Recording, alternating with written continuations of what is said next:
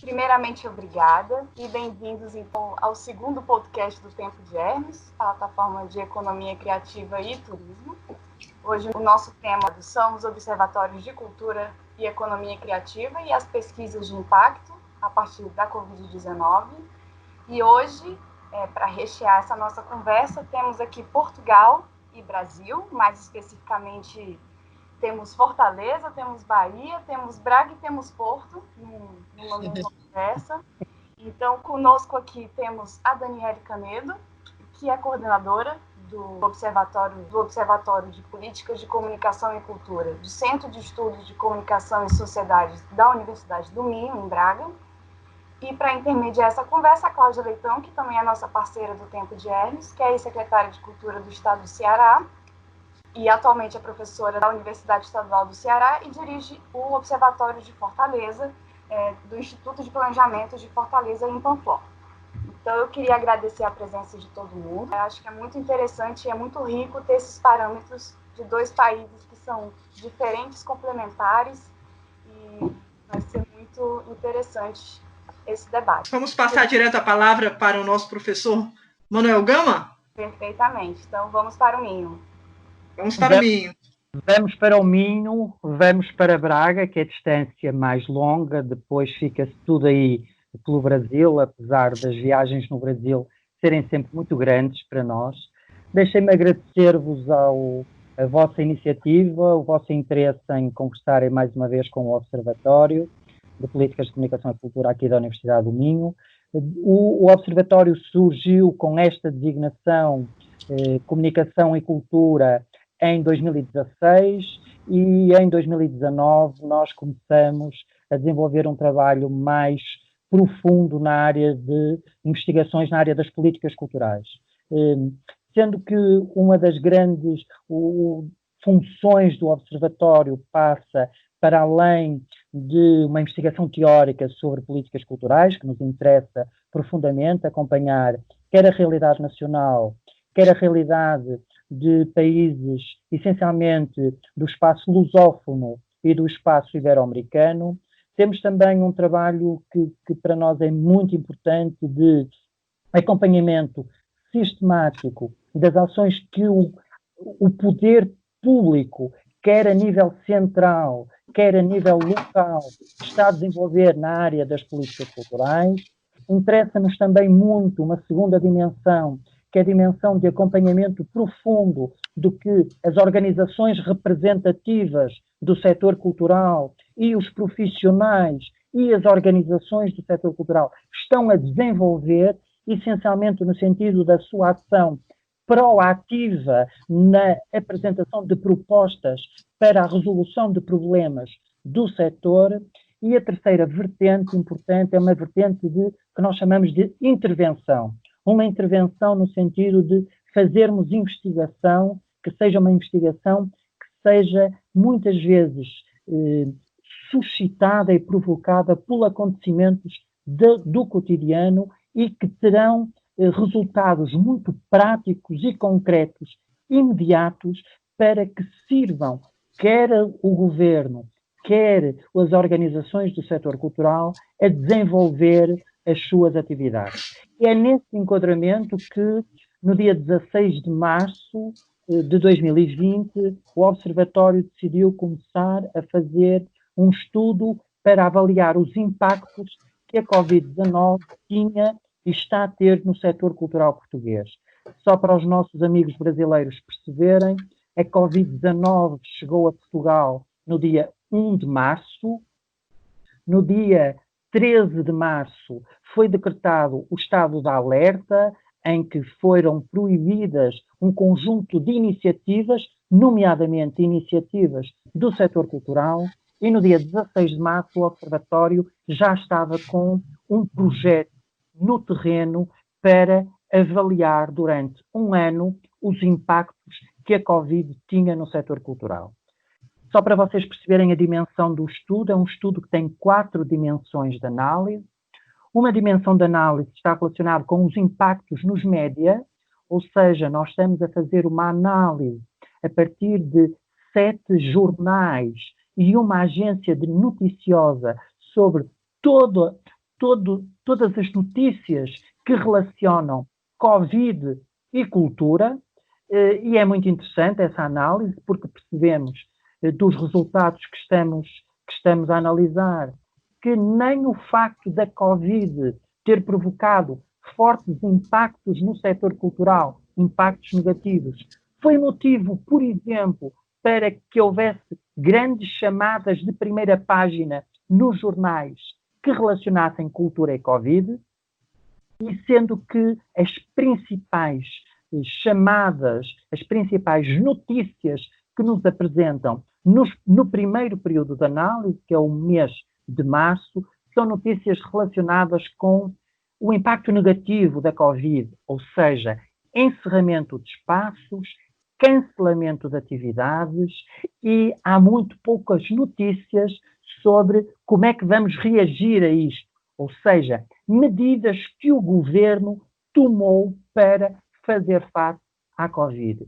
Outro aspecto interessante neste levantamento que nós fizemos é que percebemos que as organizações e os profissionais do setor cultural reagiram muito mais rapidamente que a tutela.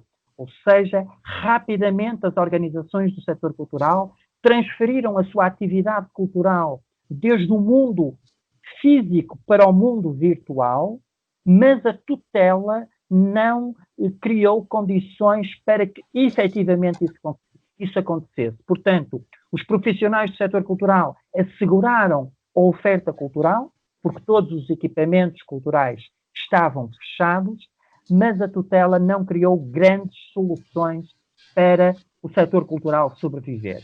A segunda dimensão da análise é uma segunda dimensão equivalente ao que vocês têm no Brasil, é as vossas prefeituras. Nós analisamos todas as prefeituras portuguesas e tentamos perceber como é que eles reagiram à Covid, por um lado, e que tipo de iniciativas e tipo de apoios e tipo de medidas lançaram para apoiar os profissionais do setor cultural da sua região, do seu território. E percebemos que, regra geral, mais uma vez, as prefeituras não tomaram iniciativas de apoio significativo ao setor. A grande preocupação foi não deixar que a pandemia alastrasse e, portanto, encerraram os espaços, acabaram genericamente com a oferta cultural, mas não foram criadas linhas de apoio significativas para os profissionais do setor cultural. Ou seja, temos a administração central e a administração local, os dois grandes níveis da administração pública em Portugal, a não tomarem medidas proativas para apoiar o setor. O terceiro eixo de análise foi, então, o governo mesmo. O que é que o governo fez? O que é que o Parlamento fez para apoiar o setor, para responder ao que a Covid-19 estava a provocar no setor? E o que nós percebemos claramente é que não foram tomadas medidas significativas. Houve um atraso muito grande no processo de tomada de decisão por parte do governo, é isto que os dados nos dizem, e também as medidas que foram tomadas não tiveram em linha de conta, muitas vezes, as necessidades que o próprio setor identificava como sendo necessário comatar.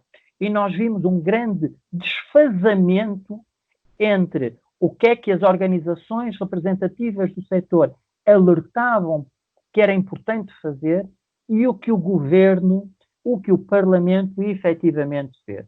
Nós verificamos, por exemplo, que no primeiro mês de pandemia houve 2 discussões no Parlamento em que a cultura esteve presente.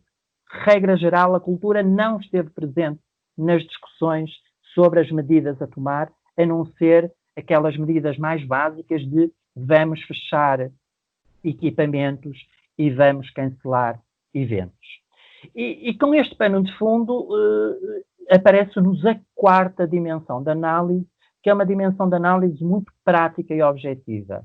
Nós desenhamos um inquérito por questionário que começou a ser aplicado no dia 20 de março e que vai ser aplicado até ao dia 31 de dezembro de 2020.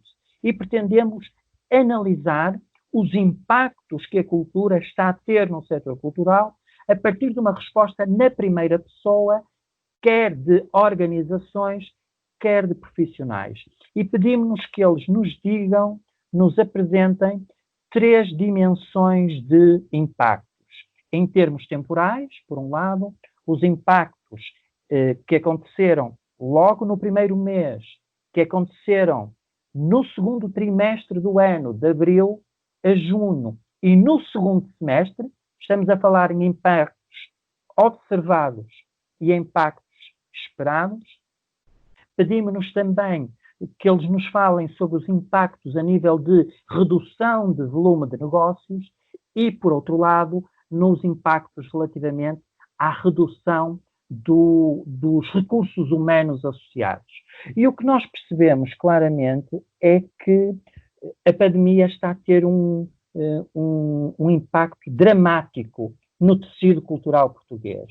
Nós vemos que, por exemplo, 63,5% dos trabalhadores do setor cultural que estão a responder ao inquérito são trabalhadores independentes, são trabalhadores precários, são trabalhadores intermitentes que não têm, muitas vezes, qualquer tipo de retaguarda quando estas questões acontecem. E o que nós observamos em termos de organizações do setor cultural é que cerca de 35% dos trabalhadores das organizações também são trabalhadores independentes. Portanto, se nós verificarmos que vai haver uma redução de postos de trabalho na ordem dos 45%, nós vemos que temos uma redução muito significativa em termos dos trabalhadores independentes que vão perder o seu posto de trabalho. E também, e isto para concluir, estou mesmo a chegar, faltam, se eu não estou enganado, 1 minuto para os meus 10 minutos,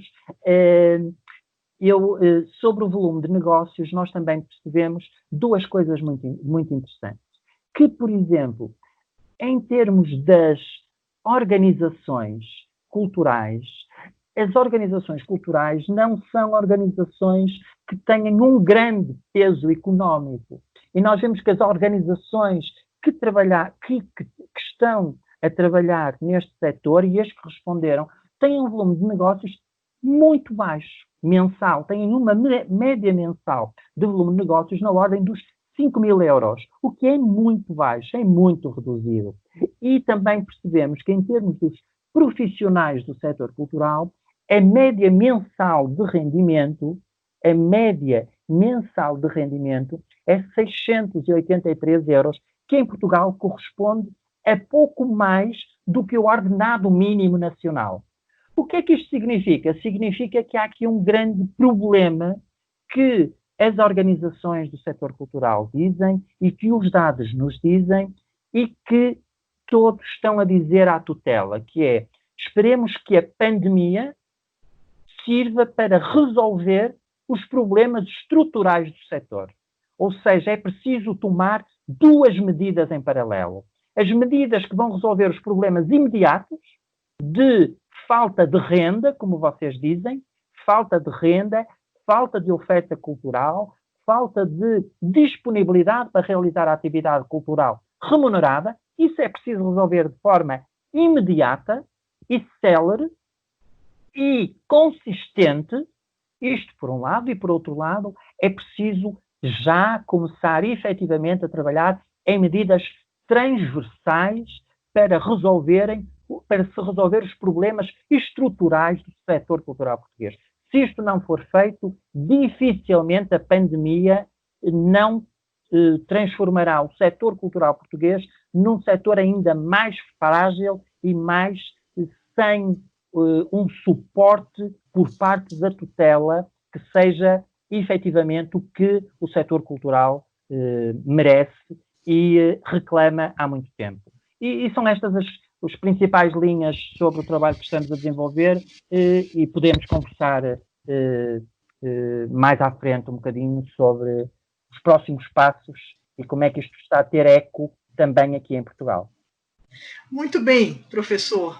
Manuel Gama, muito obrigada, muito interessante essa sua primeira mirada, não é, sobre o estado da arte aí, dos setores da cultura nesse contexto de pandemia. Eu queria passar imediatamente a palavra para a coordenadora do Observatório de Economia Criativa da Universidade Federal da Bahia, minha querida amiga Daniele Canedo. Daniele, a palavra é sua. Depois o Carlos continua, se mantém aí os dois integrados, mas vamos começar com as damas.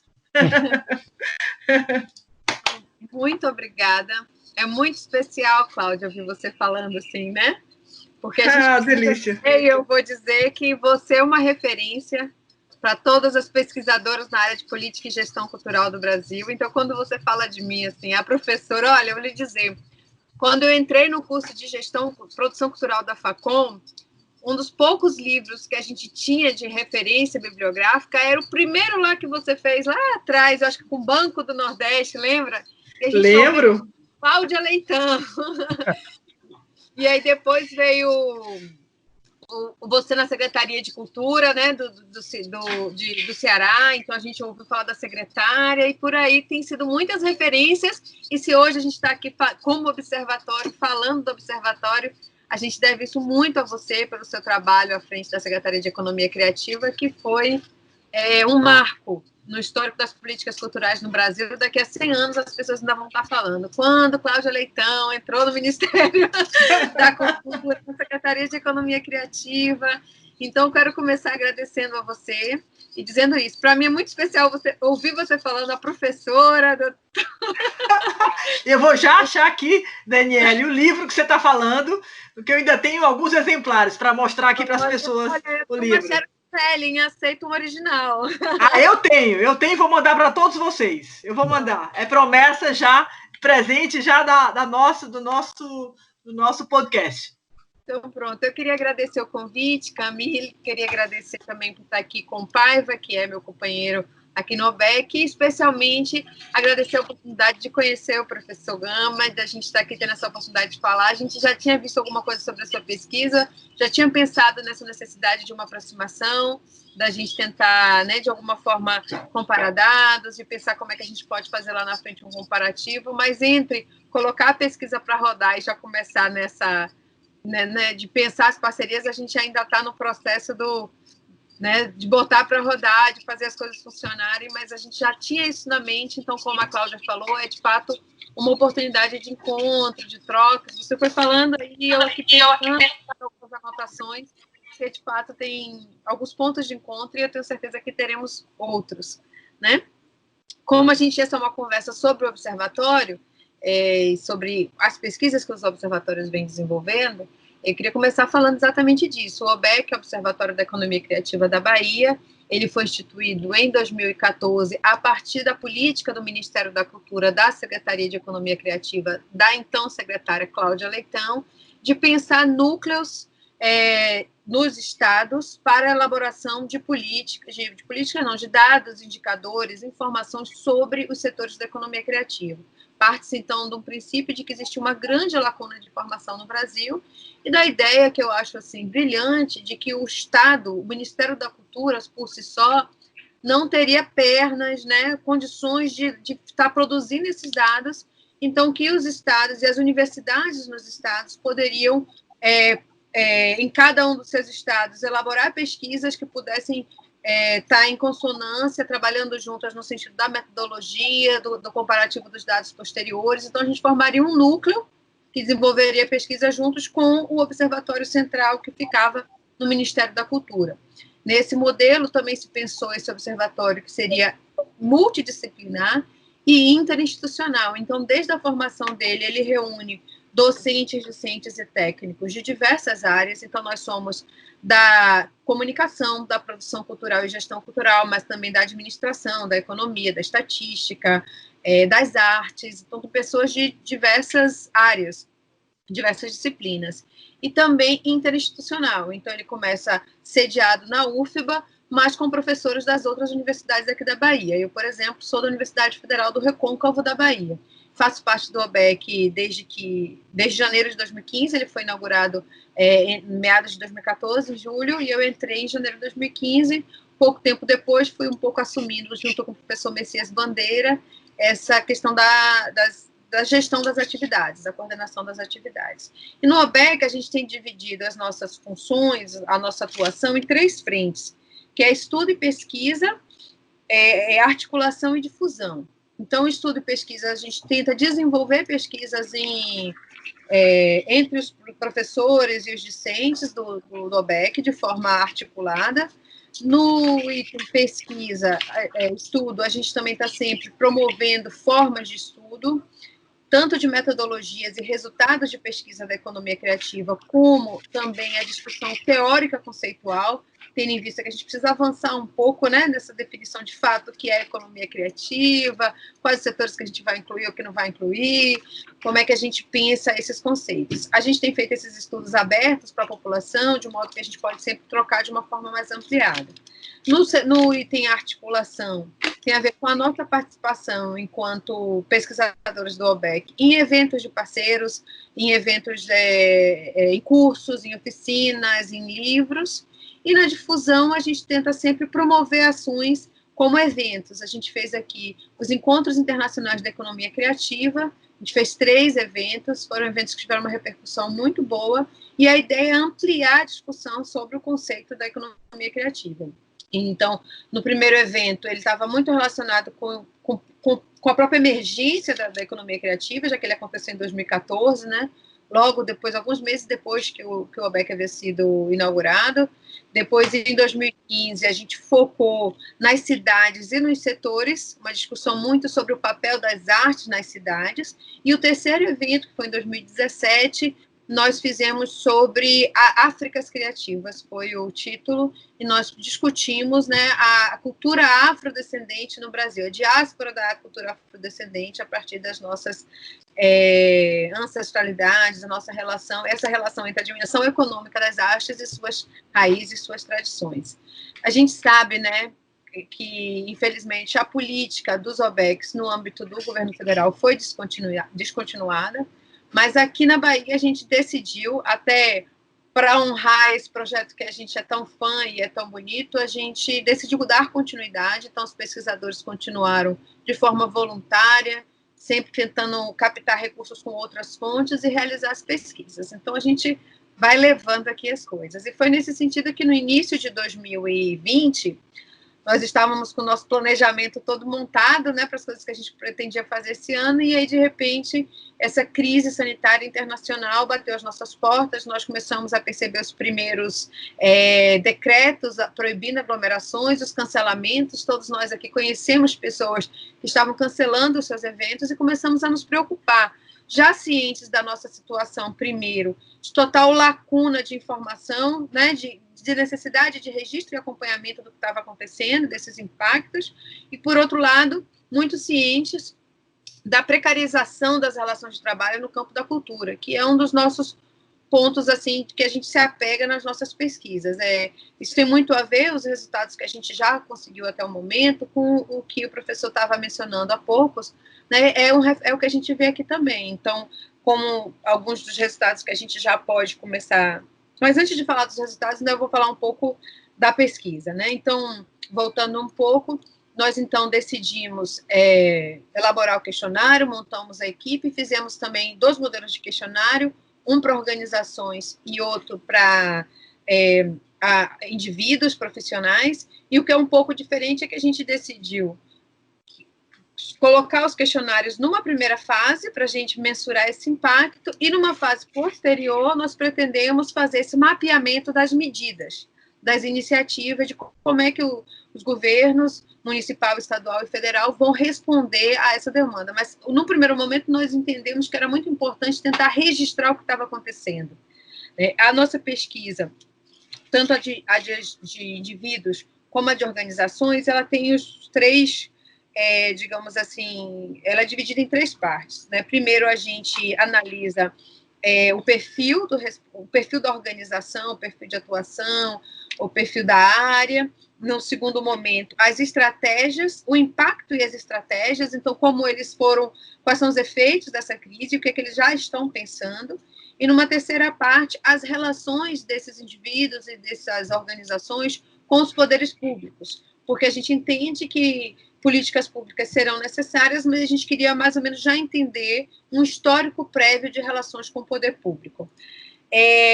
Eu e o Paiva vamos nos dividir aqui nos resultados.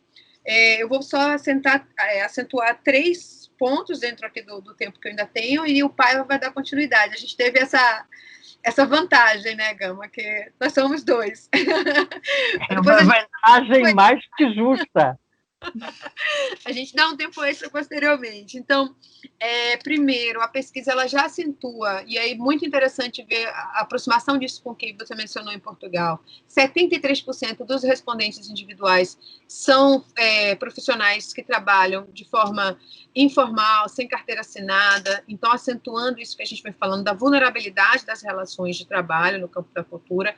Inclusive, é importante destacar que nós também perguntamos, por exemplo, o nível de associativismo desses profissionais, que também é bem baixo, então poucos são sindicalizados ou pertencem a redes que podem estar aí buscando por políticas, né, brigando por eles, digamos assim. Também em termos de acesso a assistência médica, por exemplo, planos de saúde, então a gente vê que, de fato, é uma relação precarizada. A gente também percebe que 2/3 dos respondentes recebem até 3 salários mínimos, portanto, a gente tem uma faixa de profissionais, na maioria informais, e que, inclusive, precisam de um apoio mais específico até do auxílio emergencial. A gente também percebeu que o que mais me chocou nesse caso são as questões abertas, em que esses profissionais vão falar de como o impacto chegou até eles, e alguns falam, olha, eu entreguei o apartamento que eu morava e estou morando com minha mãe. Eu peguei um empréstimo no banco, que mostra, de fato, essa vulnerabilidade. E a segunda coisa que eu queria destacar antes de passar para o Paiva, as medidas, as principais medidas. Quando a gente perguntou para eles o que eles achavam que era mais importante em termos de medidas, eles vão falar, em primeiro lugar, da necessidade de fortalecimento da gestão cultural, demonstrando que há uma demanda para que as secretarias, os órgãos de cultura se fortaleçam e atuem, de fato, como um intermediador nas relações, que atuem como Estado, né, digamos assim. E aí vem também as demandas por fomento, por digitalização, né, precarização também nesse sentido, porque eles estão sendo empurrados para um processo de digitalização que não estão preparados ainda, e até mesmo outras questões que aí a gente pode discutir depois na hora do debate. Eu agradeço. Obrigada. Muito bacana. Olha, Daniele, você não faça isso com meu velho coração, porque eu fico emocionada só de ouvir as coisas lindas que você disse aí sobre a nossa história. Bacana, viu, Gama? É porque a Bahia, assim, mora de pijama no meu coração, né? Eu tenho uma relação com essa moçada, você imagina, né? Como eu sou uma dinossauro, então eles são todos jovens e extremamente competentes, e é muito bacana ter visto esse pessoal crescendo, assumindo lugares importantes na universidade. Carlos, depois de mim, esteve no Ministério da Cultura, fazendo um trabalho super importante na Secretaria de Fomento. Então, assim, esse pessoal todo aí é o povo que tem feito e que vai voltar a fazer ainda mais, eu imagino, porque depois de 2022, meu amigo, vai acabar a Covid, vai acabar o Bolsonaro, e tudo isso vai acabar. Então, você vai ver que esses talentosos colegas que estão aqui conversando conosco, eles ainda vão fazer muito mais, porque estão em plena atividade de pesquisa, estão no apogeu das suas construções aí de carreira profissional. Então, assim, o livro era esse, que eu tenho aqui, vou mandar para vocês, Gestão Cultural, Significados e Dilemas na Contemporaneidade. É tão interessante porque é verdade que o que está aqui tem tudo a ver com o que a gente está conversando hoje. E esse livro foi publicado em 2003. Significa, né, que a gente está quase há 17 anos, né? Digamos que não é que a gente ande em círculos nas questões da cultura, porque nada se repete, mas é porque há alguma coisa que é sisífica, não é? Há um retorno que a gente realmente tem que reconhecer até para poder avançar. Querido Carlitos, a palavra é sua. Bem, fazer um rápido agradecimento também. Faço minhas as palavras que o Daniele falou. Cláudia, você é uma referência, eu queria destacar a referência nesse aspecto político, assim, você conseguiu construir quase que instituições, eu acho que o OBEC é dessa parte, uma dimensão institucional do que você deixou pelo seu trabalho, e você mantém o debate público aceso, a exemplo desse podcast, que eu acho que é uma parte importante da institucionalidade mais líquida, vamos assim dizer, manter a conversa acesa. Então, agradeço o convite por fazer parte um pouquinho dessa sua história, e feliz de conhecer o professor Manuel Gama, porque esse espaço lusófono realmente é muito rico, porque tem tantos pontos em comum e muitos pontos diferentes. Eu acho que essa conjunção de ter uma parte em comum e ter uma parte diferente é um espaço de pesquisa, investigação e reflexão riquíssimo. Política comparativa é um tema que eu gosto, e essa conjunção de parte igual, parte diferente, é muito interessante.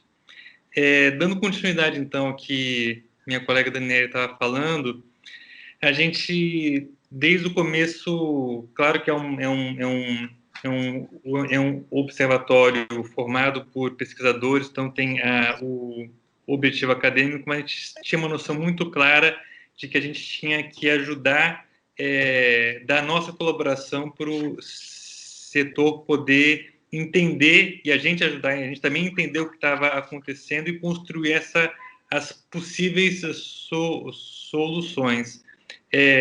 Nesse sentido, a gente tentou ser muito rápido em formular o que caberia em investigar, e independente de ter os dados consolidados, a gente tem feito esses boletins quinzenais compartilhando o que a gente tem encontrado nos dados. E isso é muito bom, porque é um momento de incertezas em graus altíssimos, e ter algum tipo de informação e poder dar início à conversa ajuda a trazer um pouco de clareza num contexto que continua de alta incerteza, e o debate ajuda você a estruturar caminhos. A gente viu que no começo, as pesquisas que saíram logo no começo, antes da nossa, muito focadas em eventos. Isso é uma decisão que, de cara, a gente decidiu não ir por aí, contar quantos eventos cancelaram, porque um número absoluto diz muito pouco, porque às vezes eu faço 3 atividades continuadas, mas são fundamentais. E no cinema tem, sei lá, 50 sessões por dia, então a gente teve uma curva de aprendizado ali de 2 semanas no começo, rápida e importante, em vez de, pela essa questão quantitativa, tentar entender mais a proporção e a natureza que a Covid estava tendo no impacto das atividades culturais. Então, isso foi um ajuste que a gente fez. Eu acho que a gente fez de maneira acertada. Por exemplo, a nossa sensação é de que 100% das coisas de cultura pararam. É grave, mas não é tão grave assim. Estou tentando pegar os dados aqui. Mais ou menos 80 e poucos % tiveram algum nível de impacto, sendo que o nível alto de impacto é acima de metade das suas atividades. Talvez a integralidade das atividades canceladas é um percentual menor, 60%. É altíssimo, mas você começa, por exemplo, a trabalhar com dados um pouco melhor, para você, inclusive, poder pensar que solução que você pode dar. Como o Daniel falou, uma coisa que a gente teve muito clara no começo também era tentar mapear qual é a relação que a área cultural tinha com as esferas públicas. E a gente que já passou pela esfera pública, às vezes pode cair numa avaliação errônea de que todo mundo tem relação com os órgãos governamentais de cultura, que não é uma verdade. A pesquisa confirmou isso. Quando você vê que, por exemplo, do apoio direto, que é mais utilizado que o incentivo fiscal, você tem ali entre 30% e 50% que acessa isso. Você diz assim, olha, que nunca acessaram isso, você fala assim, você tem um contingente considerável de organizações de indivíduos que pode até estar indiretamente tendo algum benefício de fomento através de um projeto, conseguiu apoio ou patrocínio, mas nunca se relacionaram diretamente com o Estado.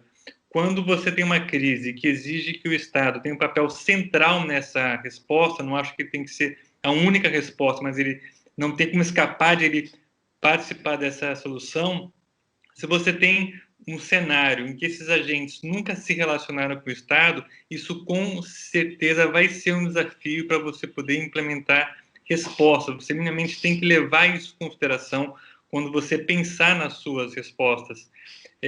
Um dado que intriga a gente é que, apesar das pessoas declararem que crédito é uma saída que interessa a elas, você tem um baixo histórico de pessoas que, na prática, conseguiram acessar crédito na área de cultura. Então, eu acho que tem uma parte também de, apesar do setor declarar que aquilo talvez seja uma solução, não considera seu próprio histórico com aquela tipo de solução. Um dos temas que a gente voltou, foi o único tema que eu acho que a gente voltou 2 vezes no nosso boletim, que é um tema que eu acho que perpassa quase todas as discussões, é a capacidade de a gente avaliar a temporalidade que vai durar esse momento que a gente está passando. A gente está com um pouquinho mais, fizemos 2 meses agora de pesquisa, e foi rapidamente essa percepção mudou. No começo, 3/4 dos respondentes achavam que isso ia durar de 1 a 4 meses. Apesar da gente não ser respondente, como pesquisadores, a gente também tinha uma avaliação parecida. E todo mundo agora tem uma clareza, pelo menos até agora, nesse momento, que isso pode durar de 1 a 4 anos, entre momentos fechados e momentos desse novo normal. E até agora, assim, dos dados que a gente estava pegando de poucas semanas atrás, mais da metade das pessoas não conseguem avaliar com clareza o impacto que isso vai ter na receita no segundo semestre, que é daqui a um mês. Esse nível de incerteza tem que ser pautado, porque você fazer gestão pública ou privada com um grau de incerteza desse não é simples, mas você não pode passar por cima disso também, e pautar isso para a gente pensar que tipo de informação que a gente pode olhar para ajudar a gente a sair dessa incerteza é importante, porque eu não acho que tem nenhuma resposta óbvia nisso. E eu queria trazer mais 2 pontos para a nossa conversa, que eu acho que a pesquisa, essa crise, ela expõe todas as nossas qualidades, os nossos defeitos. Eu gosto muito do artigo que a Cláudia fez há pouco, acho que cerca de 3 semanas, falando da importância que a cultura e a arte têm nesses momentos de crise, de expressar um sentimento que é uma dimensão individual mais coletiva. Então, eu acho que a gente tem, enquanto setor, um papel fundamental nessa passagem de tempestade, vamos assim dizer, e nesse momento de reconstrução. Eu trago isso como qualidade, mas, pelo menos no contexto brasileiro, a gente tem fragilidades de gestão seríssimas. É curioso você trazer o seu livro de gestão da cultura e falar que há 17 anos a gente está com alguns temas iguais. Eu acho que parte das nossas reações está sendo querer voltar para o que a gente estava em fevereiro e março, e eu não acho que essa é talvez a melhor saída. Acho que a gente tem que ter consciência de que a gente está com a área cultural com muitos riscos de perder diversidade cultural, porque os grandes tendem a se manter e os pequenos a assumir. Talentos podem ir para outras áreas, porque tem que se manter. Tem uma série de riscos que a gente tem que reconhecer. Mas não sei se voltar ao que a gente estava antes, só querer voltar como era antes, é a melhor saída. Eu acho que olhar para si e tentar entender o que é que eu tenho de bom e quais são as minhas fragilidades que me deixaram agora ainda mais exposto que eu normalmente estaria, como é que eu posso ir para um novo momento em que isso não aconteça. Eu vou dar um exemplo aqui que dialoga um pouco. Apesar de eu achar que o Estado é fundamental na solução, e, por exemplo, aqui no Brasil está tramitando uma lei que tenta suprir um pouco isso aqui, o fato da gente ter se distanciado muito do público, porque a gente um pouco que ficou se baseando no nosso modelo de financiamento ou no financiamento direto com fundos de cultura, editais, ou com patrocínio, distanciou a gente de quem poderia mitigar um pouco o risco. Eu estou espalhando minha fonte de curso com vários pequenos, em última instância, a quem eu atendo, porque a cultura só tem sentido quando ela cria valor para uma comunidade, para uma população. Então, quando eu vou me afastando o meu radar de entender como é que eu posso oferecer e entregar esse valor público, esse valor social, que se traduz também em público pagante, em público que apoia, em público que frequenta. E aqui no Brasil, os dados em relação a isso, precário, não dimensiona a dimensão de quanto tem falta disso, é importante. Então, eu acho que, como a nossa colega Beth Ponte, que também está na nossa pesquisa, falou, talvez resiliência não seja o melhor termo para a gente falar disso, mas a adaptação, em que a gente tem que manter e fortalecer o que a gente tem de melhor e identificar, talvez, alguns vícios que a gente tem, ou fraquezas, pode não ser vício, pode ser fraqueza, como, por exemplo, a capacidade de se associar para poder tentar fortalecer esses pontos e não só conseguir sair da crise, mas que a gente tenha, além de sobreviver, a gente aprenda com isso e possa ter um mundo melhor, assim, do ponto de vista da cultura. Puxa, muito bacana. Eu acho que também tem aí na fala do Carlos uma complementação da fala da Daniele, no sentido de entender o sentido do OBEC. Realmente a ideia, explicando aqui um pouco para o Manuel Gama, era que nós teríamos observatórios em todas as universidades federais, Manuel, do Brasil, né, nos 26 entes federados dos estados. E teríamos, e foi criado por decreto, mas na verdade não aconteceu, um observatório brasileiro. E esse observatório seria um hub, uma cabeça de uma rede de observatórios que iriam, portanto, desenvolver metodologias, avançar em indicadores, e nós teríamos séries históricas ao longo do tempo, capazes de manter um princípio básico de metodologias, né, e não essa coisa caótica, que também é muito brasileira, de que você tem uma pesquisa ali, mas a metodologia é uma, e você tem outra acolá, aquilo você não pode comparar, porque você não tem, são olhares diferentes, e esse é o problema. Nós que somos todos os três aqui ligados a observatórios, a gente tem já de antemão essa questão sobre, primeiro, do que é que a gente está falando, aí temos aí um léxico, temos mesmo uma taxonomia que nós precisamos desenvolver. Eu considero, a gente tem conversado muito, conversei, além da Dani e do Carlos, com você também, Manuel, a gente vem falando sobre essa questão das semânticas, não é? Quando Portugal fala em indústria criativa, o que é que vocês estão dizendo? Quando o Brasil fala de indústria criativa, o que é que nós estamos dizendo? E isso vale também para outras questões e outros setores. Eu estava pegando aqui o livro, viu, Dani?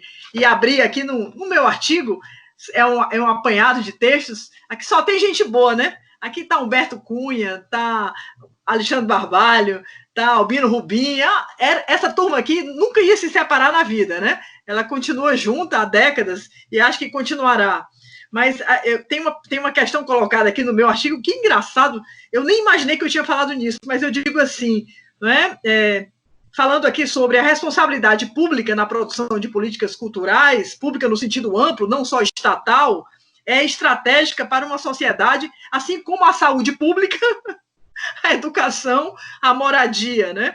A quem interessa saneamento, esgoto, urbanização, se não ao conjunto da sociedade, não é? Então, eu estou aqui puxando uma conversa para a governança, né, que também é uma questão importante que os observatórios têm que tratar, para a gente dizer o seguinte: nem tudo será inteiramente, totalmente uma solução que venha do Estado, dos governos, né?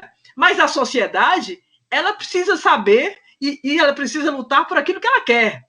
Então, se você coloca a cultura, né, no centro de um debate sobre desenvolvimento sustentável, sobre desenvolvimento local, você aí trata a cultura no lugar que você trata saneamento básico. Você trata a cultura do lugar onde você trata, não é, moradia, escola, hospital, educação. Então, esse é o primeiro ponto, né?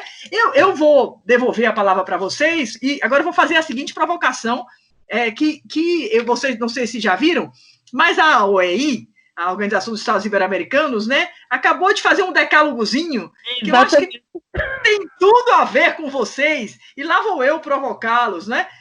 Lógico que sempre se começa um decálogo se dizendo da importância dos setores, e sempre se vai para a dimensão econômica, não é? Ali entre 2% e 6% do PIB da América Latina e do Caribe, seriam os números que envolvem os chamados setores criativos e culturais. Eu tenho problemas com a palavra indústria, exatamente acho que é tarefa dos observatórios avançar para a gente ter clareza do que é que a gente está falando. Mas aí tem essas questões colocadas aqui que são bem atuais, não é? Eu confesso a vocês que estou até ficando um pouco nervosa, porque na terça-feira eu vou estar sentada, né, na tal bendita mesa da Unesco para começar aquele trabalho sobre os indicadores de cultura da Agenda 2030, de desenvolvimento sustentável, né? Recebi esse convite no dia 21 de maio, não podia ser um dia mais simbólico, o Dia da Diversidade Cultural Mundial, e é o dia que o Bolsonaro acabou com a Secretaria da Diversidade Cultural no Brasil. Para mostrar os paradoxos que a gente no Brasil está vivendo. Mas sentar numa mesa de expertos e contribuir com isso me dá uma imensa alegria. Acho que essa nossa relação com a Unesco já foi muito importante. O Brasil já foi considerado, num certo momento, né, um país que seria, digamos assim, a Irina Bokova dizia que nós seríamos uma liderança do Hemisfério Sul, que havia no nosso tamanho, na nossa dimensão de mercado, não é, na nossa diversidade cultural, todas as condições necessárias para que nós fôssemos uma liderança para construir e elaborar realmente um conceito de desenvolvimento a partir da cultura, não é? Então, diz aqui a OEI, né? Resumindo em uma frase cada decálogo. Primeiro, os estados ibero-americanos estão decidindo que a cultura deve ser considerada um bem de primeira necessidade, né? Um bem de primeira necessidade, esse é o primeiro ponto. Depois, é preciso que os governos apoiem artistas, instituições e empresas, exatamente para que passem por toda essa etapa da pandemia e não morram, né? É preciso preservar os empregos, os estatutos laborais e a proteção social. A lei de emergência cultural, ela é muito importante porque nós estamos falando de uma economia informal. Não há CNPJ, nem o que o Sebrae chama de MEI, que é o microempreendedor individual. Nem MEI, assim, a nossa participação em termos de campo cultural é satisfatória. Reforçar modelos de colaboração público-privado. Eu estou dizendo tudo isso para devolver a palavra para vocês. O Brasil não faz nada nisso. Eu tenho até curiosidade de saber se Portugal tem conseguido avançar nessa perspectiva do público e privado para pensar esse desenvolvimento, não é, a partir da cultura. Potencializar o papel do serviço público na dinâmica da distribuição. Onde é que entraria, por exemplo, o Estado para pensar a distribuição dentro dessa perspectiva dos pequenos empreendimentos e das culturas locais, não é?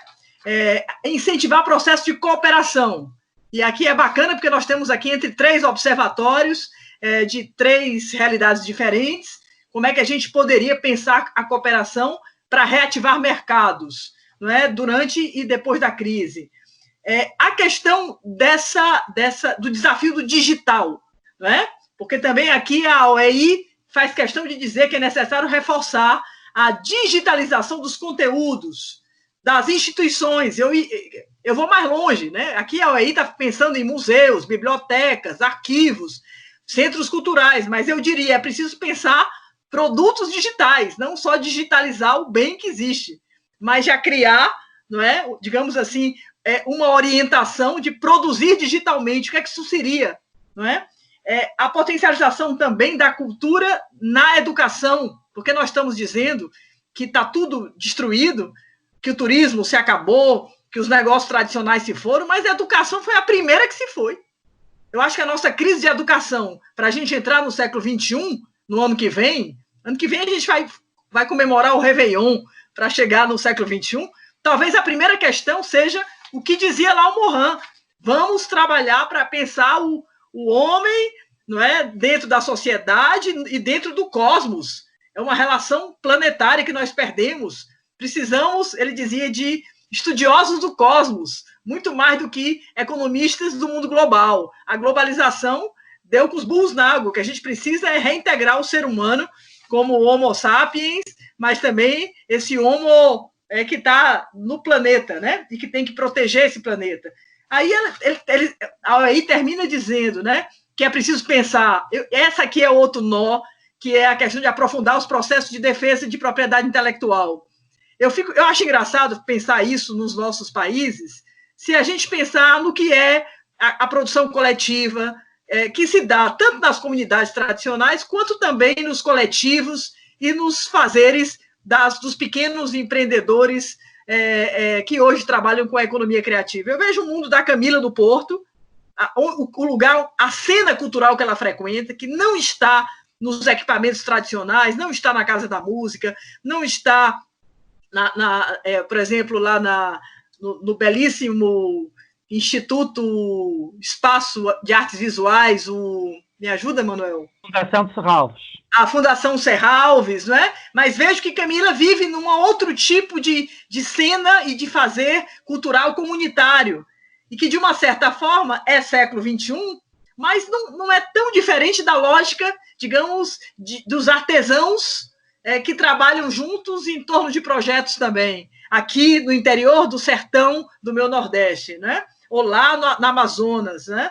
Ou na Amazônia, como a região. E, por último, uma incitação a lideranças ibero-americanas compreenderem a necessidade, né, desse apoio, não é, político. Então, nós estamos falando aí também de uma economia política da cultura, e que é um conceito que Celso Furtado trabalhava lá na década de 80 do século XX, e que eu acho que cada vez mais nós temos que voltar.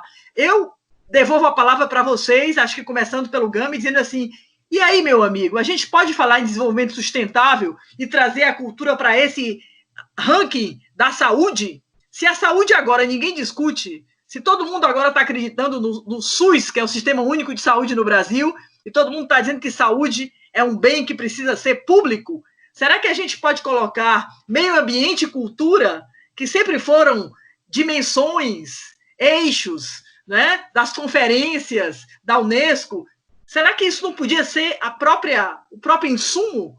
E aí a gente teria uma governança social mais forte e os observatórios poderiam ter um papel mais importante também nas próprias construções sociais? A palavra está com você. Podiam e deviam. Eu junto a este documento, a esta declaração da OEI, que é de dia 26 de maio, um documento que foi apresentado no dia 21 de maio, em que coloca a cultura no centro e como objetivo até 2030. É um documento que também é um documento subscrito por um conjunto de entidades internacionais e que nos diz de forma clara e objetiva. Eu estava agora também a comparar os dois documentos e têm muitas coisas em comum. A questão de, por exemplo, da preocupação com a digitalização, em que é uma questão que é muito colocada em cima da mesa agora, mas tem que ser colocada exatamente, não da digitalização do que existe, mas para criar condições para que, efetivamente, o meio digital seja um meio adequado e sustentável para os profissionais do setor cultural do século XXI, o colocar a cultura de forma explícita no cumprimento dos ODS e no cumprimento para uma agenda e para um desenvolvimento que se quer sustentada. Os dois documentos falam-nos nisso. O desenvolvimento de políticas que sejam efetivamente políticas consistentes, políticas que vejam de forma holística e não de forma espartilhada o que é um desenvolvimento de um território em que a cultura tem que estar presente, em que temos que ter profissionais e temos que ter políticos capazes para o desenvolvimento de políticas e para a implementação de políticas, e também esta questão de haver um apoio mais consistente para os profissionais do setor, para os capacitar e para que eles tenham efetivamente, não haja esta questão da precariedade tão forte e tão veemente, porque se a cultura estivesse efetivamente no centro da discussão política e não fosse encarada como é encarada, muitas vezes como um acrescento, um mais qualquer coisa. Não, a cultura é tão... Eu estava ontem numa conversa destas, também com os colegas brasileiros, mas desta vez de Minas Gerais, estávamos a conversar exatamente para percebermos que não precisamos de explicar a importância da cultura. A cultura é tão importante como a saúde, como a educação, como o desenvolvimento do território, mas uma das coisas que nos leva a ter algum receio é que estas declarações são muitas vezes muito um conjunto de boas intenções, mas depois vamos analisar as próprias organizações que as subscrevem e tentar perceber efetivamente que medidas é que, por exemplo, os 24 Estados-membros da Organização de Estados Ibero-Americanos implementam para o cumprimento destes ou para o cumprimento de outro. Eu vou convocar aqui um documento bem mais antigo e que, por ser bem mais antigo, já deveria estar muito mais implementado, que é a Carta Cultural Ibero-Americana, que é um documento de 2006, que a Organização de Estados Ibero-Americanos ainda considera um documento fundamental para a cooperação cultural no espaço ibero-americano, e nós, se fizermos um levantamento do trabalho efetivo, concreto, que está a ser feito, ainda conseguimos perceber que nos documentos da organização de 2019 ainda continua a ser dito: atenção, este documento é importante, temos que fazer alguma coisa para o divulgar mais. E percebemos que há muito poucos profissionais, organizações responsáveis do poder político que pegam nestes documentos e os tenham em cima da mesa, ou a Carta Cultural Ibero-Americana, ou a Agenda 2030, os colocam em cima da mesa e os tenham como instrumentos efetivos de trabalho para a definição das suas políticas. Eu queria só fazer, para me calar, eu queria só fazer uma ponte com o que o Carlos e que os amigos do Recôncavo da Bahia falaram, porque são questões importantes. A diferença dos nossos estudos é muito importante, porque nos vai permitir completar informação e contrastar informação. Isso é muito relevante. Há aí duas coisas que foram ditas que são importantes e que não devemos esquecer, que é o papel da cultura no pós-Covid. Ou seja, nós não queremos, e o estudo está-nos a dizer isso, e nós temos sempre este cuidado de dizer, são os dados que nos dizem, não somos nós que temos esta opinião, os dados estão-nos a dizer de forma muito clara que nós não queremos voltar a fevereiro. Porque em fevereiro a cultura não estava no centro da discussão. A cultura não era uma prioridade. A cultura não tinha o lugar que deveria ter nas políticas. Portanto, o que nós queremos voltar é para um passado que nunca existiu.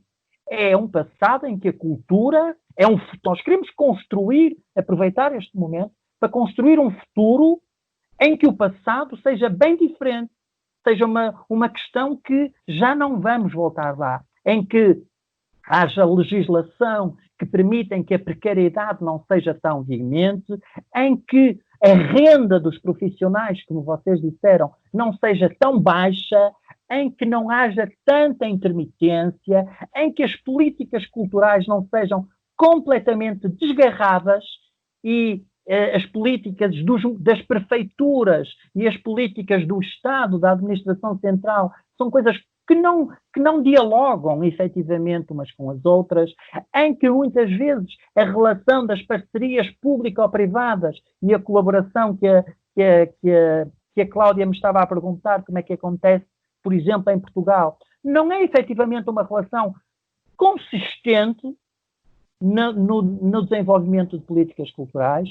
É verdade que nós temos muitos, e como vocês disseram no vosso estudo, que vocês estudaram uma dimensão que nós não analisamos, que é perceber qual é a relação das organizações e dos profissionais com o Estado, porque isso também influencia depois as respostas e perceber o que é que lhes vai acontecer. Nós não estudamos essa dimensão, mas percebemos efetivamente que, independentemente de haver uma relação, todos os profissionais tiveram problemas, porque, como vocês disseram muito bem, não vale a pena estarmos a contar quantos espetáculos foram cancelados, porque foram todos.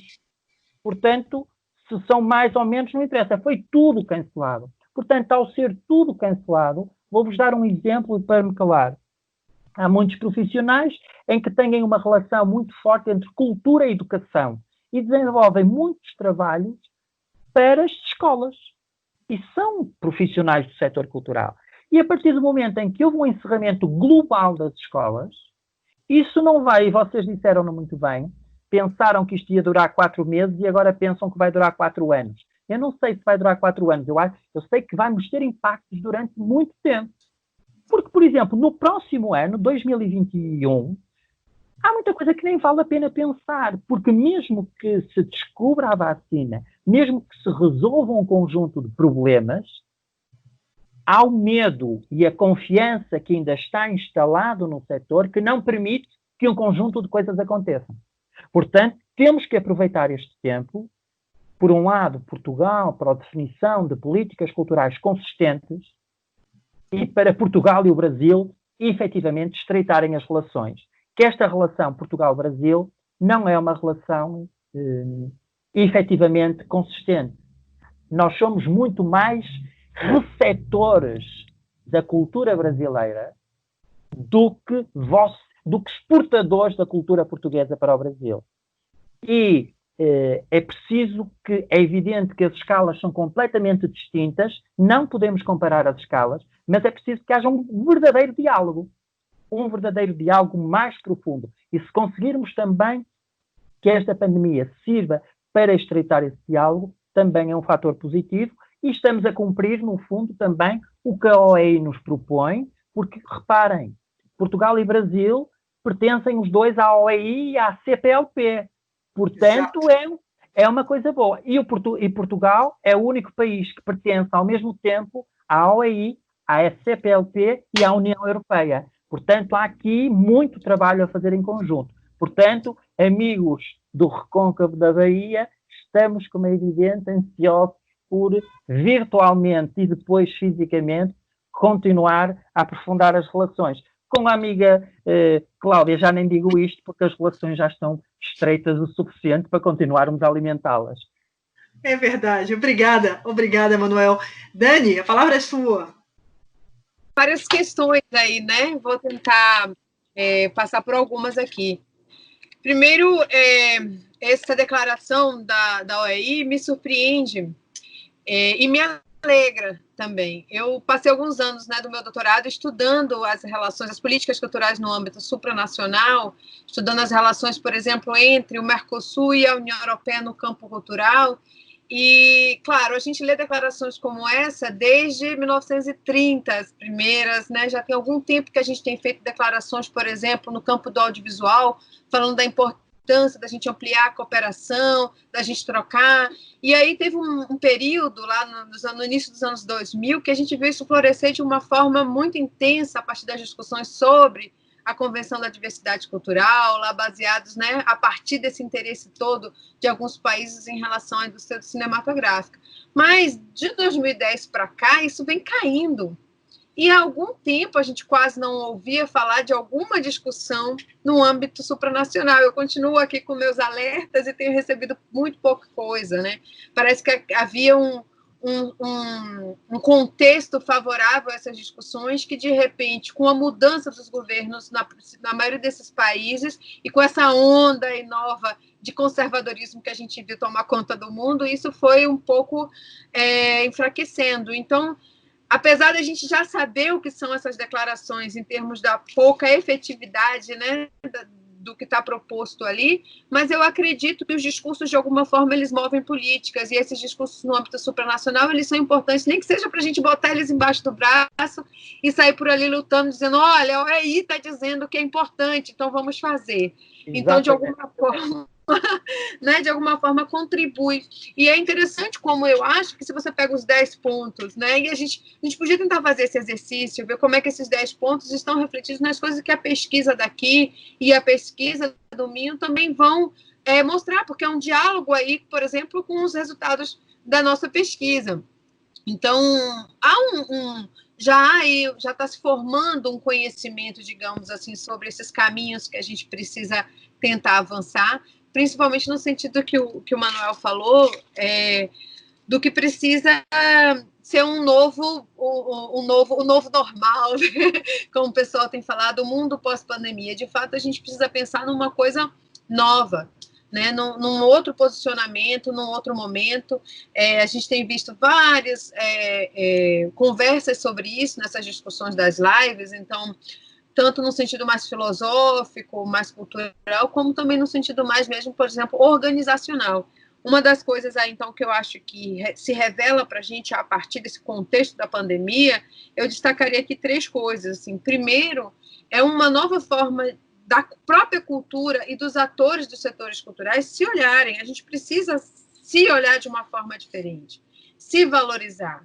Acho que a pandemia ela revela um pouco da importância do trabalho no setor cultural, que a gente tinha muita dificuldade de reconhecer em termos de sociedade, dos poderes públicos, mas dos próprios atores, como nós falamos, já foi dito aqui por vocês, de se organizarem em instituições que possam lutar pelos nossos direitos, da nossa institucionalização enquanto organizações, do registro das nossas ações.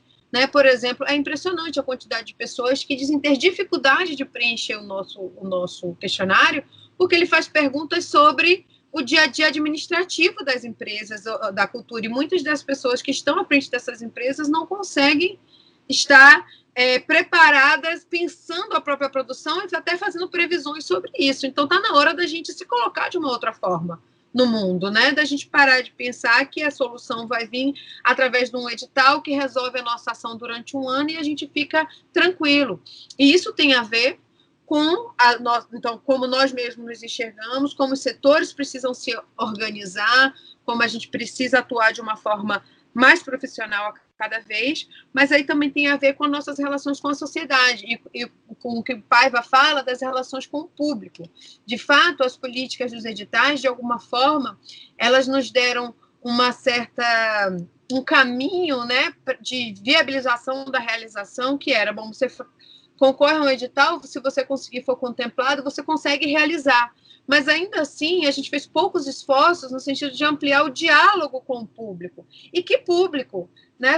Somos nós mesmos, é a nossa geração, a nossa faixa etária, ou a gente tem que começar a dialogar, por exemplo, com os públicos mais jovens que pensam o mundo de outra forma? Não adianta, né? Há um público aí.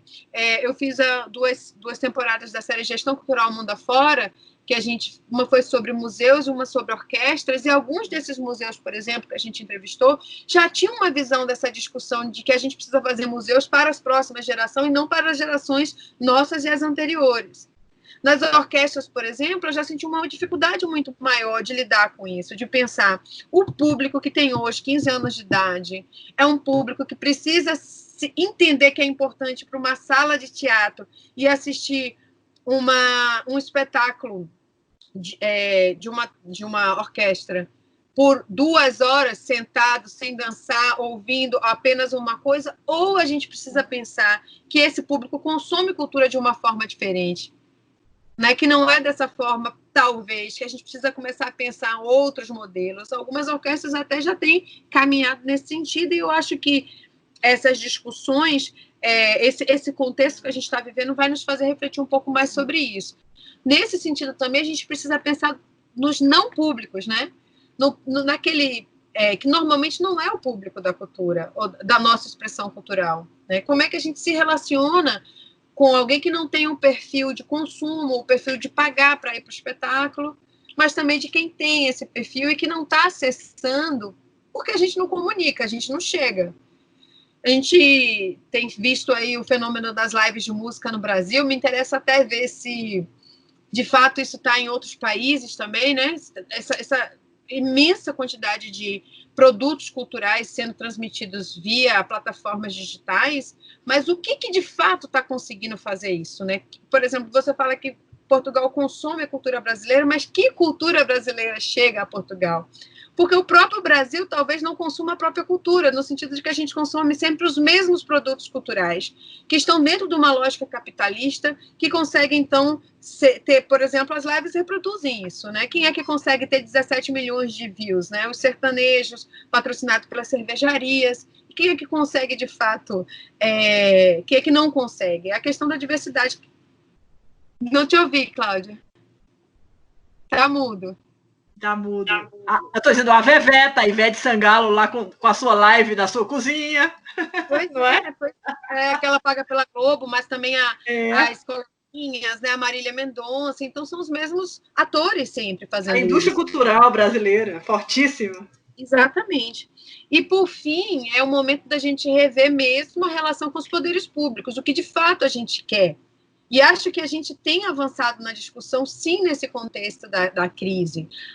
Essa semana foi incrível, eu não sei se o Manuel Gama acompanhou, né? A gente conseguiu votar a Lei de Emergência Cultural, a gente chegou em segundo lugar nos top trends lá do Twitter no Brasil, ficamos postando, porque a gente queria que o assunto chegasse ao topo, lá no tuitaço, na mobilização, e depois a gente viu que apenas um partido votou contra, né? Não, e com uma justificativa de que a gente precisa dar o mesmo direito de pensar para todos os setores e não privilegiar um, mas não colocou em xeque a importância de fazer isso para a cultura. Então, para não me alongar muito para a gente continuar o debate, acho que é um momento realmente, como foi mencionado por Gama quando me antecedeu, e também por Cláudia, da gente se recolocar, né? É o momento das indústrias, da economia criativa, dos setores culturais se recolocarem nesse contexto social. E aí, Carlos? Bem, vou começar comentando um pouco o decálogo que você citou. Quando a Elway fala que a questão da digitalização dos espaços e da gestão cultural, eu acho interessante porque, na verdade, esse é um gargalo, mas eu acho que o gargalo maior é você dar acesso a essas ferramentas para a população como um todo. E aí eu acho que a gente tirar o locus gravitacional da área cultural, mas para quem tem área cultural como consome e dá sentido é importante. De novo, a crise só está escancarando as diferenças que você tem no setor profissional de cultura. Profissionais ganham bem, profissionais ganham muito mal. A população sem a ver com cultura, com níveis de precariedade imenso, que numa crise sanitária, quem está sem condições de ter água encanada em casa, uma renda básica mínimos, então, como a área cultural não está no vácuo, todas essas invisibilidades, essas diferenças, essas desigualdades escancaram. Então, na verdade, eu acho que aí menos uma política para os espaços, mais uma política de acesso a esses meios digitais, como quase que um direito nesse novo contexto, é fundamental. Eu estou vendo aqui que a minha internet, que é nos melhores bairros de Salvador, está flutuando muito. Imagine quem está em outros bairros que quer tentar se comunicar com uma pessoa ou acessar alguma coisa que lhe dê sentido, que é isso o papel da cultura. Então, eu digo isso voltando ao primeiro ponto do público, juntando com o que Dani falou. Eu não tenho dúvida que cultura é um valor, é um patrimônio para todo mundo. Eu imagino que a Camille, lá em Portugal, sinta a falta do Brasil aqui. Todo mundo que já passou um tempo fora sabe a falta que faz a sua relação com a sua pátria. Mesmo quando você sai porque está difícil, político, econômico, todo mundo quer voltar em algum nível. Então, essa demanda, ela é real.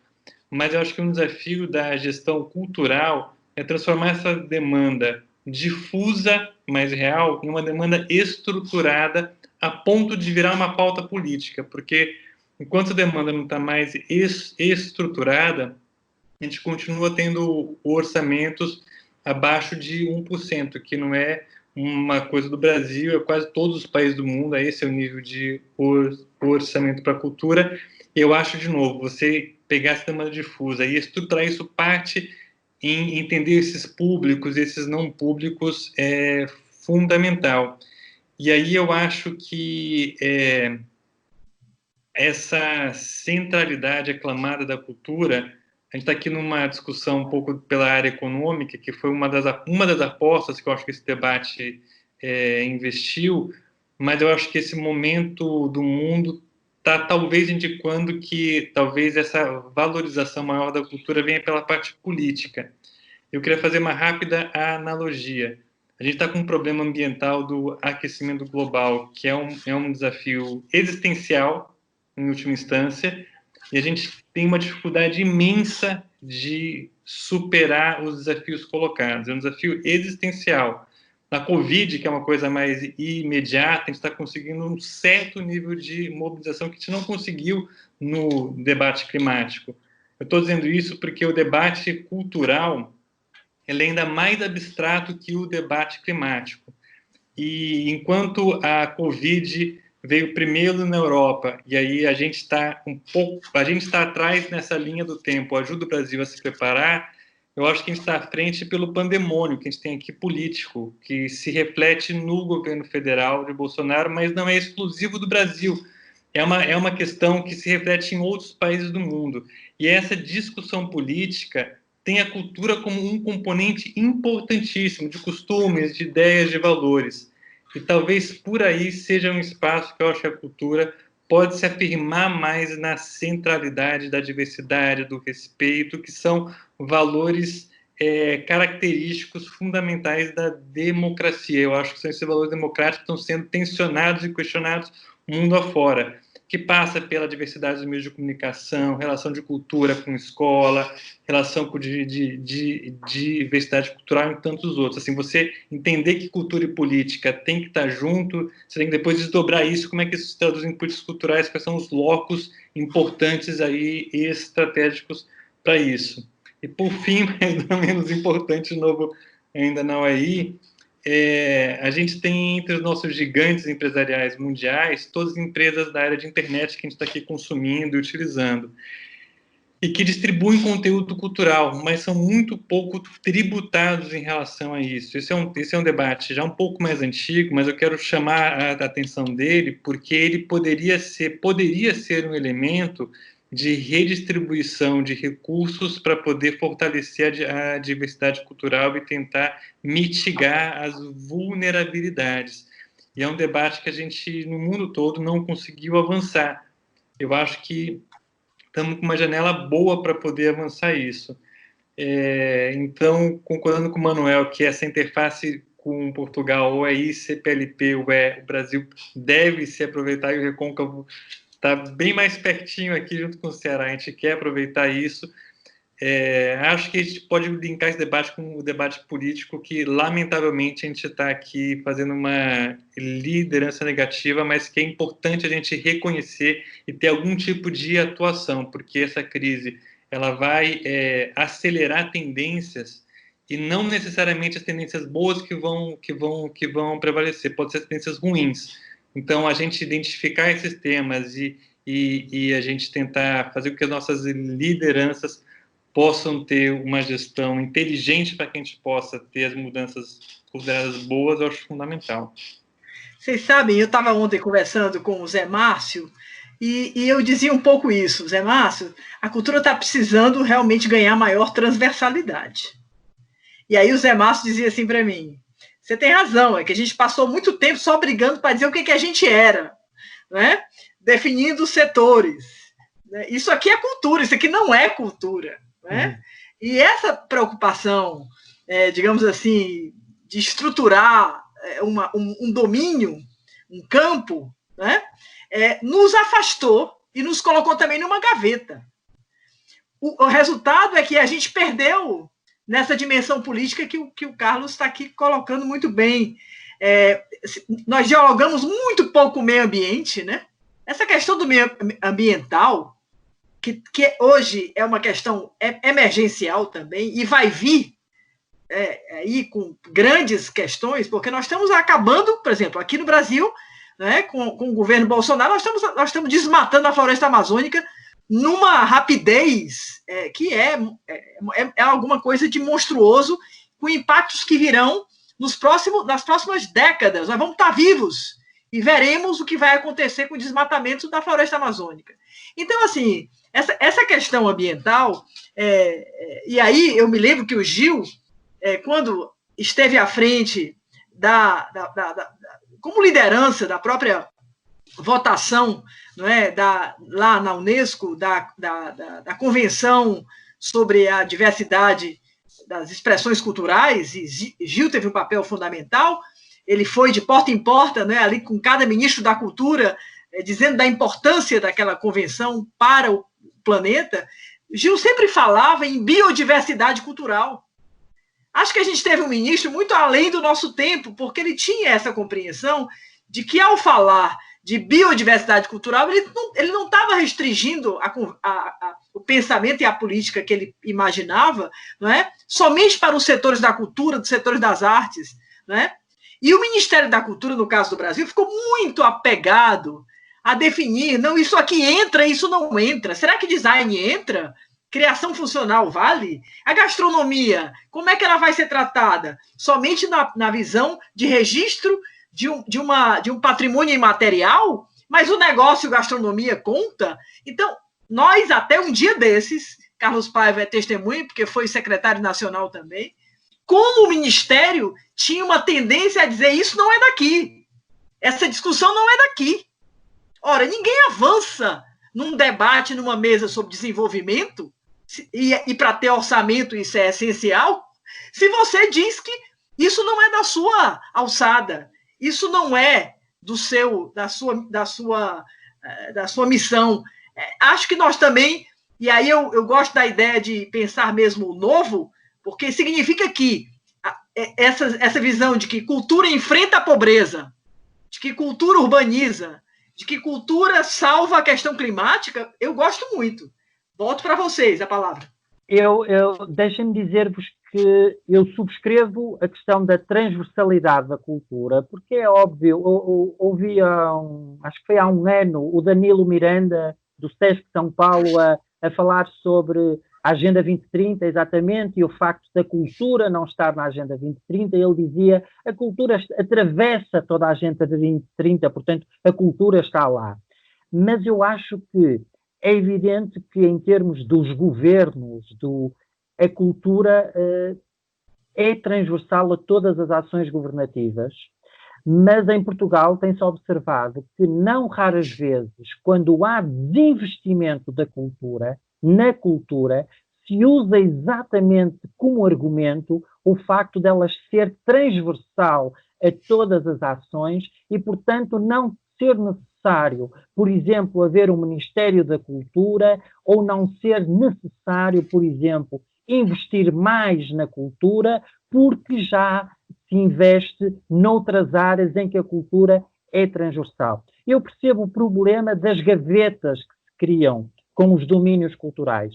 Eu não concordo com muitas delas que são criadas, mas percebo que estamos num grau zero, num nível tão baixo de desenvolvimento de políticas culturais em alguns sítios, e em níveis tão baixos de investimentos na cultura, que essas gavetas podem ser úteis, sendo que, como é evidente, como a Cláudia diz, não podemos ter aquele discurso de isso não é cultura, aquilo já é cultura. É preciso ter uma abertura muito, um olhar muito abrangente para percebermos efetivamente sobre o que é que falamos quando falamos de cultura.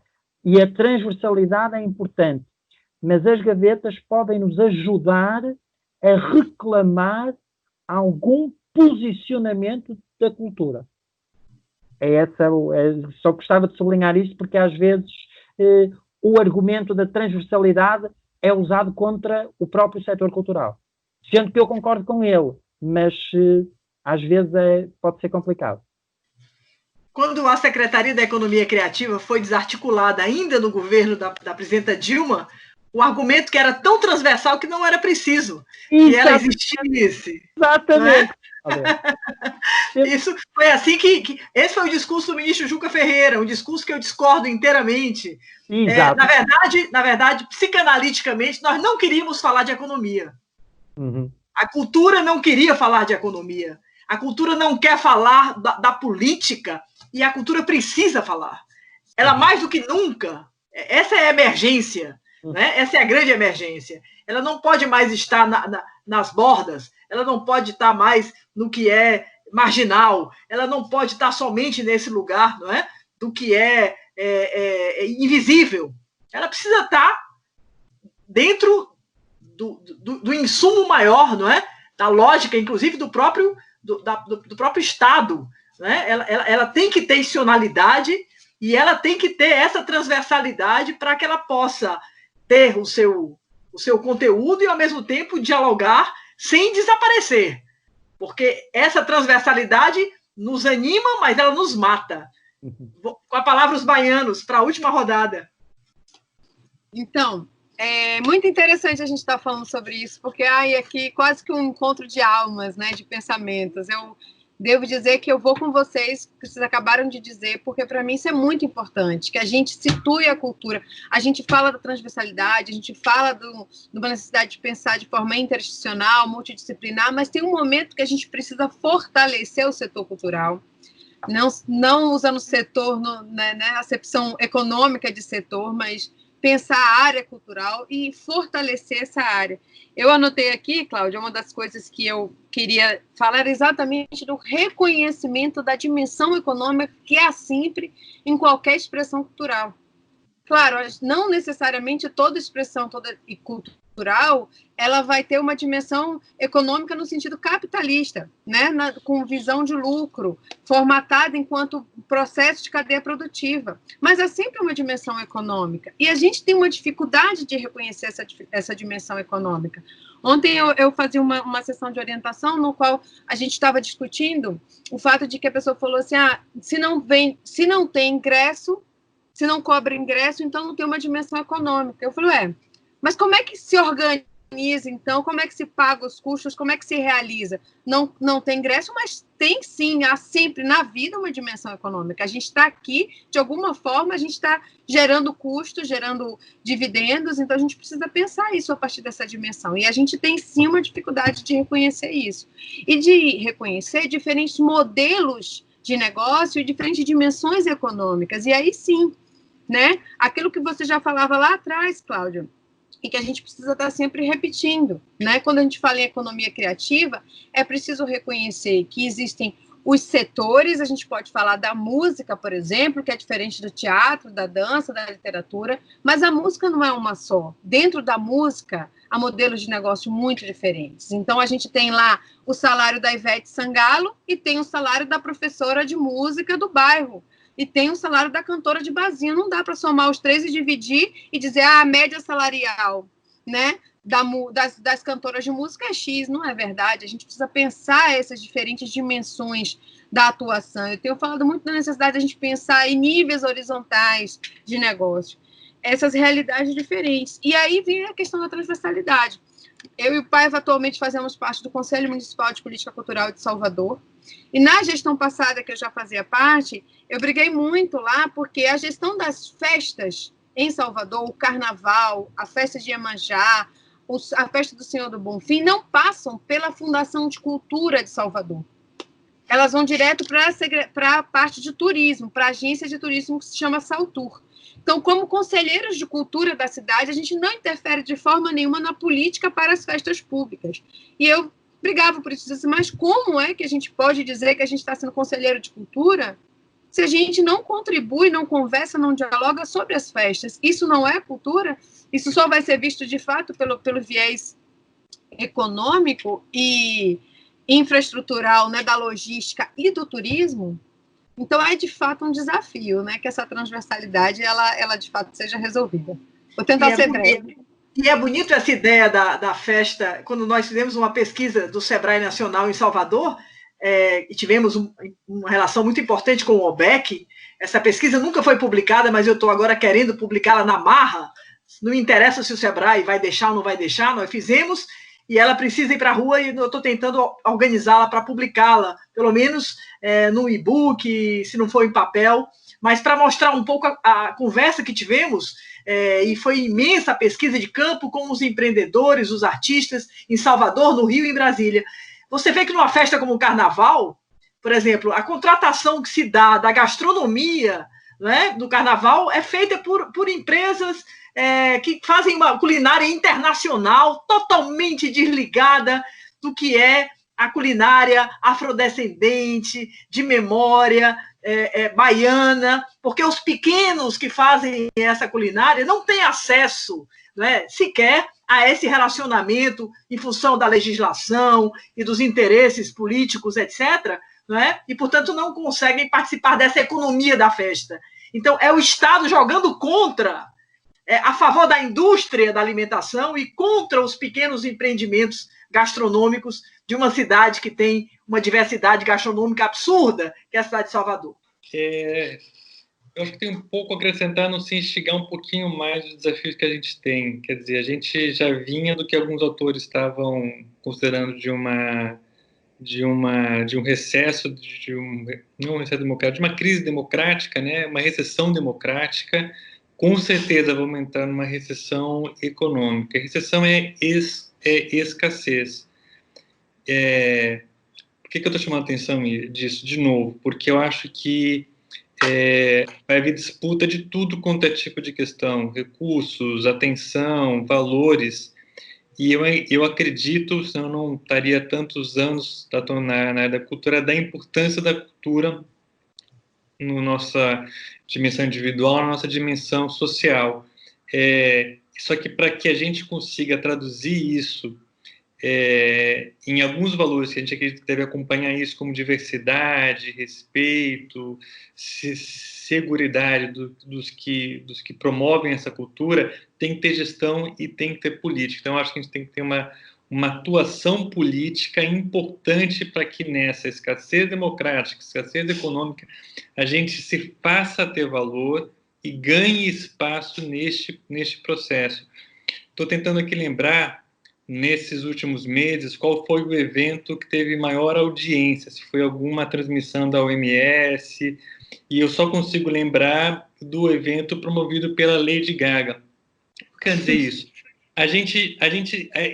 Isso é sinal de que a gente tem uma centralidade, a gente consegue ser, nessa pandemia, talvez a atividade que mais conectou pessoas, mas a gente ainda tem dificuldade em traduzir isso em outras esferas, como na esfera orçamentária pública.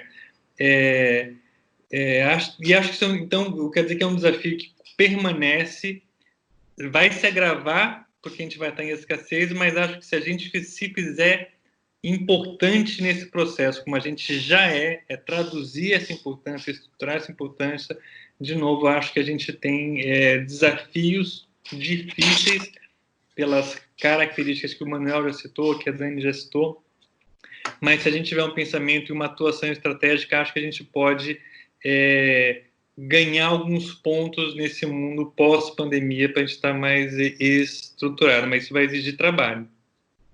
Vai exigir trabalho.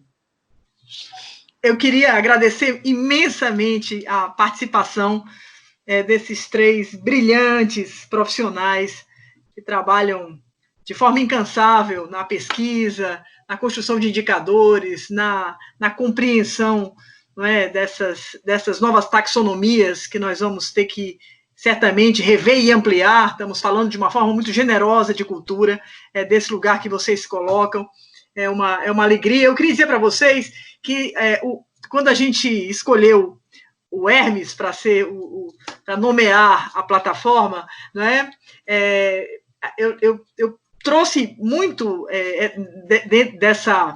nessa compreensão do Hermes, não é? Essa ideia de que o Hermes simboliza o conjunto de conhecimentos que vem dos 4 pontos cardeais de todos os níveis da existência, os múltiplos aspectos ou as interpretações que tomam a palavra no espírito das pessoas. Hermes é, ao mesmo tempo, o deus do hermetismo e da hermenêutica, do mistério e da arte de decifrar o mistério. Hermes é o símbolo da inteligência industriosa que realiza. Hermes é astucioso, é rápido, Hermes é criativo. Ele é o deus nômade, o deus das trocas, né?